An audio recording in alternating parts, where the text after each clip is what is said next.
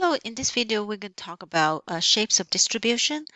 In 2.1 and 2.2, we learn how to graph data into a histogram or stem plot or dot plot so that we know how data distribute, like where is most data concentrated around.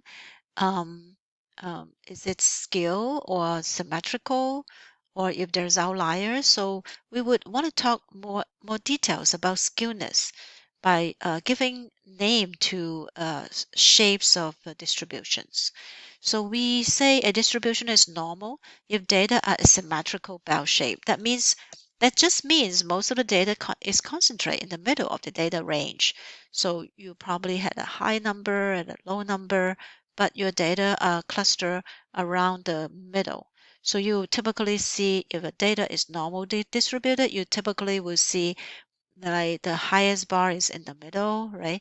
1 or 2, it could be double or it could be 1. And then there will be low frequency at the two ends, so it rise low and then go to the top and then drop, and it's symmetrical on both sides. You can have two bars in the middle that is still normal. We call them normal. Sometimes it's called it. So it's different way of calling them. Sometimes we say what's the shape is bell shape. Sometimes we use normal. Sometimes we say symmetrical. Okay, so these are equivalent name of the distribution. The other the other three are skew to the right or right skew. Right skew distribution is when most data are in the low values, low end. So you will see, let me go down a little bit. So this is normal. You can see this normal, one peak and then all the way symmetrical. Right skew is when most of the data is in the low end. There are a lot of data in the low end. There's a few data in the high end. So the tails are on the right side. So it's called right skew. That skew to the left is the other way around. Most data are in the high end. You can see that at the high end of the data, the frequency goes up. So remember, this bars means frequencies. And we call it skew to the left because the tails, those with low frequency, are on the left. Uniforms are data when data are evenly distributed, so equal number of data in each range. So, for example, if you throw a dice, you would have a lot of times you would have equal number of 1, equal number of 2, like that. So, so this is the shapes of distribution that you see. We call it uniform. You basically see all bars of the equal heights. You can see that these are not equal heights. The highest one is in the middle. The highest one is on the low end. The highest one at the right end is called left scale. So we use this to describe data, um, shapes of the distribution. In there's something that I want to talk about. Right after the histogram is other than histogram, there is another graph called frequency polygon. I'm not going to test on them. They're not particularly used. They're not particularly popular in real life, but you need to know the name of it.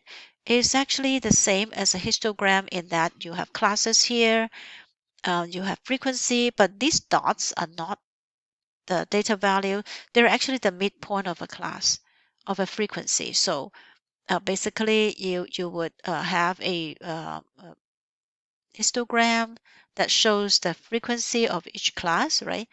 And then you want to uh,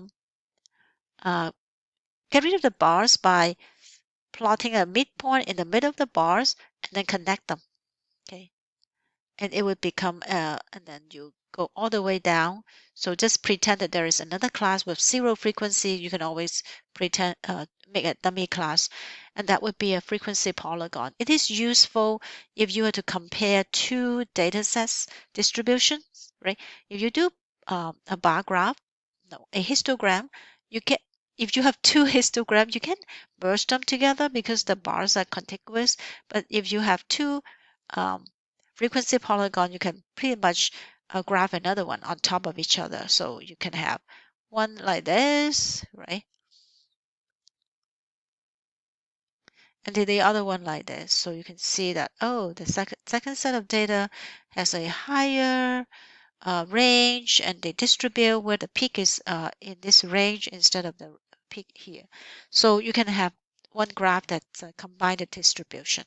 It's called frequency polygon or relative frequency polygon. Whenever we say relative, it's about percentage. There is a graph that I didn't talk about. I don't even have it in the notes. It's time series graph. Is when your data is collected over time. So you don't want to summarize it. You don't want to put them in classes. What you do is time series. Maybe I'll just briefly go over it because I have time here. Is these the vertical axis are the year or month or week or something. So this is time. And instead of frequency, these are data values. So you actually graph the value. So it is like 1 month ago is like this and then like this. Yeah, I think this is very self-explanatory. Like so you can see the time series, time and the data value. So these are not frequency. There's actually the actual values, and we do not use bars. Okay, so that's time series graph. But I don't test them, and we don't talk about distribution, obviously, because these are just we're interested not how they distribute, but we're interested how it change over time.